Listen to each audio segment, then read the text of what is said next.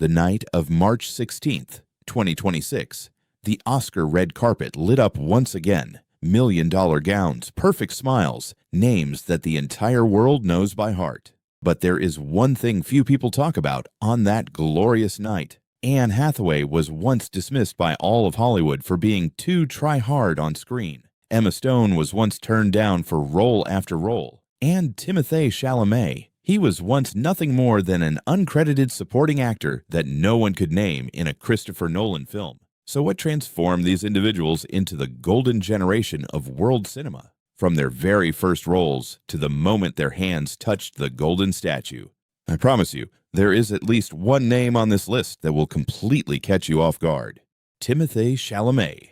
In 2014, in Interstellar, one of the greatest films of the decade by Christopher Nolan, a young boy appeared on screen for no more than a few minutes, playing the young son of Matthew McConaughey. No memorable lines, no standout scenes. No one in the audience walked away remembering his name. That boy was Timothée Chalamet. 3 years later, everything changed. Call Me by Your Name, 2017, made its debut and sent shockwaves through the entire world of cinema. Timothée stepped into the role of Elio, a 17-year-old boy living through his first summer of love, of desire, of a pain that had no name yet. The performance was so delicate that director Luca Guadagnino once remarked that he barely felt as though he were making a film. He felt as though he were secretly watching the real life of a real human being unfold. The result, Timothée became the youngest actor in 80 years to receive an Oscar nomination for Best Actor, breaking a record that had long belonged to Marlon Brando. Yet Chalamet's journey has not always been smooth sailing. He faced skepticism when he took on the role of Willy Wonka. Many believed it was a misstep, a role too safe and too commercial for someone of his caliber. Then came an off-the-cuff controversy on the eve of the 2026 Oscars that seriously shook his public image, sent his approval ratings into a sharp decline, and turned the press against him.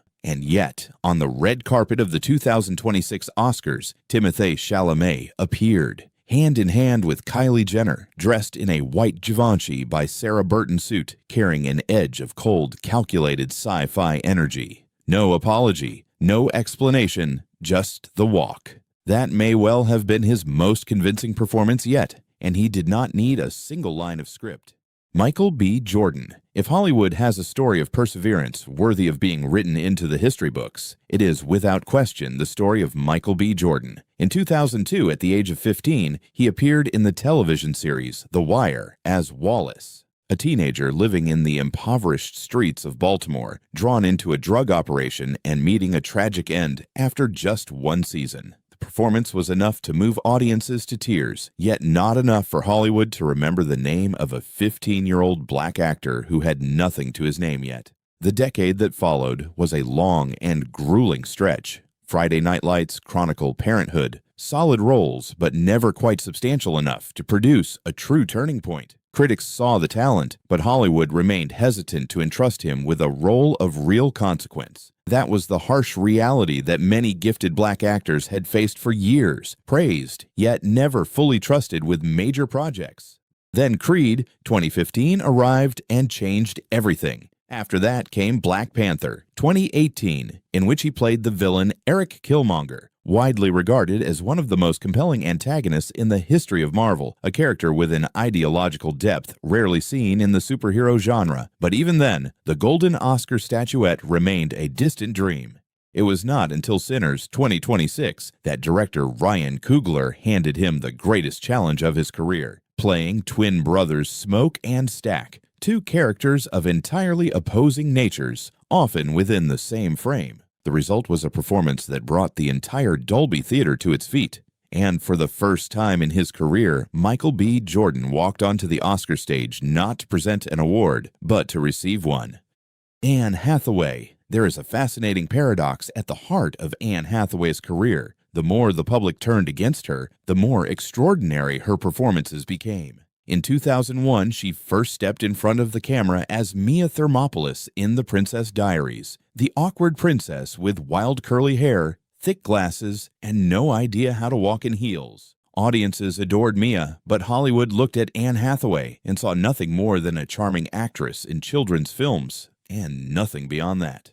In 2006, The Devil Wears Prada arrived and things began to shift. Anne stepped into the role of Andy Sachs, the wide-eyed editorial assistant who couldn't tell Chanel from a channel, ground down day after day by Meryl Streep's Miranda Priestly. Ironically, it was that very role that helped her escape the princess typecast, but success that comes too soon can be a double-edged sword. The public began labeling her as forced and trying too hard to be likable, and in the early 2000s, an organized wave of online backlash known as Hathaway swept across social media.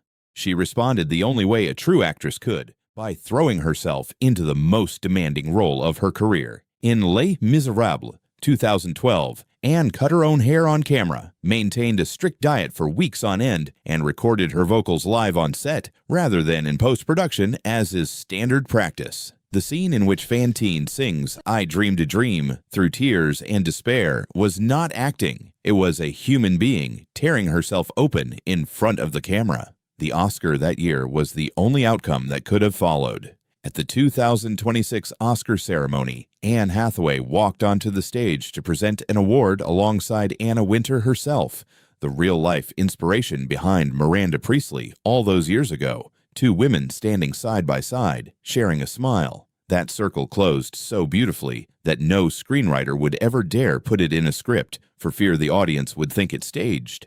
Emma Stone. Few people know that before she became a familiar face on Hollywood screens, Emma Stone had to convince her parents to let her drop out of high school to pursue acting with a full PowerPoint presentation set to the tune of Hollywood Swinging.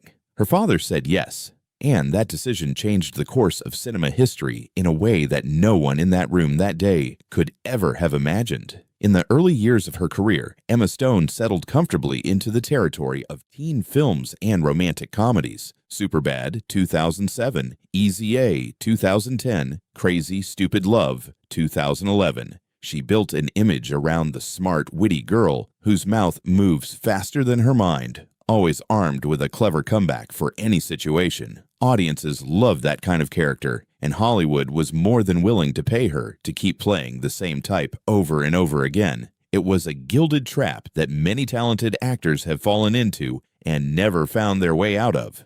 Emma Stone chose a different path, collaborating with Greek director Yorgos Lanthimos, renowned for his strange, absurdist, and deeply unsettling cinematic worlds. She reinvented herself entirely through The Favorite, 2018, then pushed every boundary to its absolute limit in Poor Things, 2023. Bella Baxter was unlike any character she had ever played, a wholly new kind of being, at once innocent and audacious, at once comic and deeply painful, impossible to fit into any cinematic mold that had existed before her. A second Oscar in her career stood as testament to a rare transformation, not a glow-up in appearance, but a glow-up in artistic vision.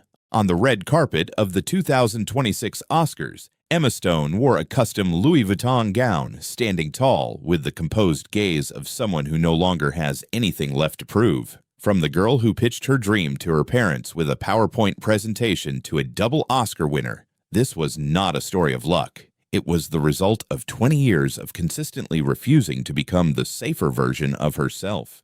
Leonardo DiCaprio. In 1997, when Titanic opened worldwide, Leonardo DiCaprio became something Hollywood rarely manages to produce, a cultural phenomenon that transcended the boundaries of cinema itself. Jack Dawson was not merely a character, he was a collective memory shared by an entire generation. Girls plastered his face on their bedroom walls, magazines competed to put him on their covers, and a worldwide gross of $2.2 billion brought all of Hollywood to its knees. Yet few people noticed that on the night of that year's Oscar ceremony, the name Leonardo DiCaprio did not appear in a single nominated category.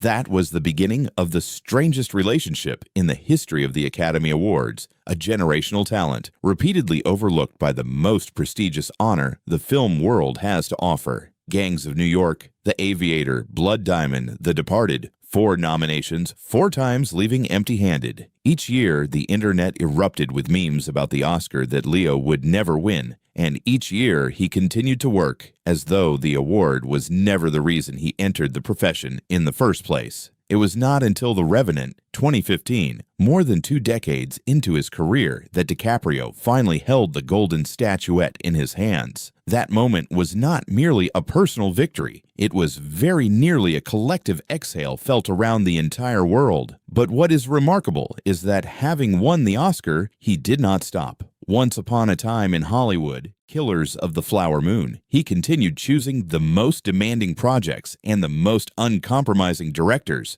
as though the golden statue was only a starting point rather than a destination. At the 2026 Oscars, DiCaprio appeared as a Best Actor nominee, but this time the competition was fierce. Receiving just 10.2% of the vote, he placed 4th in a year when Michael B. Jordan was virtually untouchable. For anyone else, that would be a defeat. For Leonardo DiCaprio, it was simply another chapter in the longest novel Hollywood has ever told.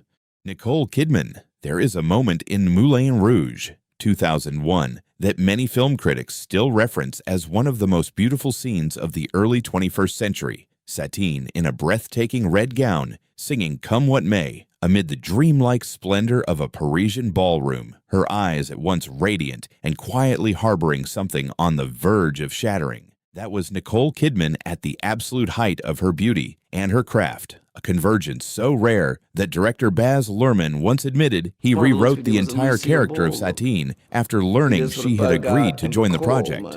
But Nicole Kidman did not arrive in Hollywood wrapped in glamour. She was born in Hawaii, raised in Australia, and her early years were a long and arduous effort to prove herself in an industry that had never reserved a seat for voices carrying a foreign accent. Dead Calm, 1989, drew attention, but it would take many more years before Hollywood truly recognized the depth she brought to the screen. Not the glacial beauty on the surface, but the ability to transform complex inner lives into moments of silence that spoke far louder than any line of dialogue.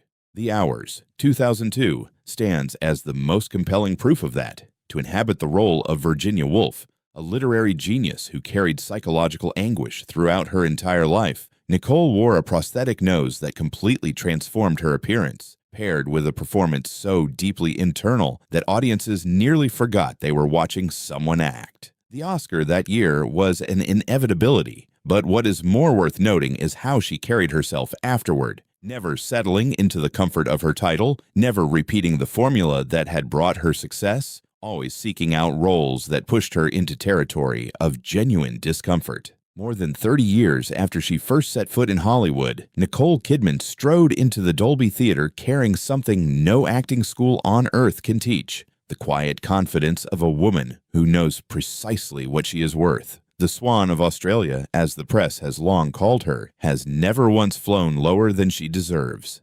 Pedro Pascal. In 2014, a 39-year-old Chilean actor walked into Game of Thrones as Oberyn Martell, the proud and magnetic Prince of Dorne, a man who lived without restraint and died in the most devastating manner imaginable, all within 8 episodes. Audiences around the world fell for Oberyn from his very first scene and mourned him at his last. Across social media, the name Pedro Pascal began to surface, but attached far more often to the question, who is that handsome man who died in Game of Thrones, than to any genuine recognition of an actor performing at the height of his powers. What few people knew was that before that moment, Pedro Pascal had spent over 15 years grinding away on the outskirts of Hollywood. Uncredited supporting roles in Buffy the Vampire Slayer, Graceland, Nikita. A few episodes here, a few scenes there. Never quite enough to leave a mark, but enough to keep him believing that the path he had chosen was not the wrong one.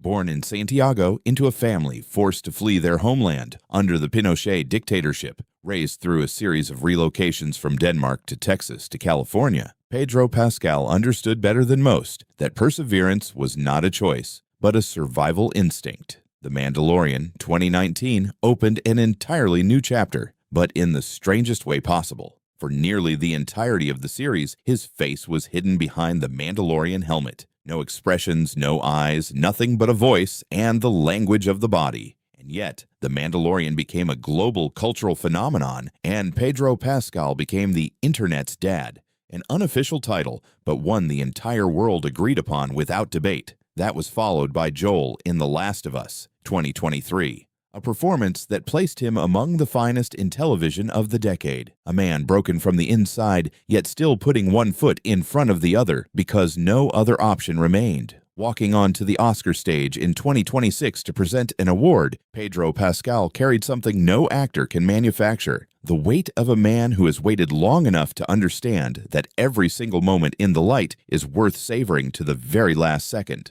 7 individuals, 7 entirely different journeys, but all of them share one thing in common. They were once doubted, once failed, once came close to disappearing entirely. And the 2026 Oscars stand as proof that cinema does not belong to the luckiest. It belongs to the most persistent. If this video has made you see the journey of a star in a new light, leave a comment with the name that left the greatest impression on you. And don't forget to subscribe so you never miss what comes next.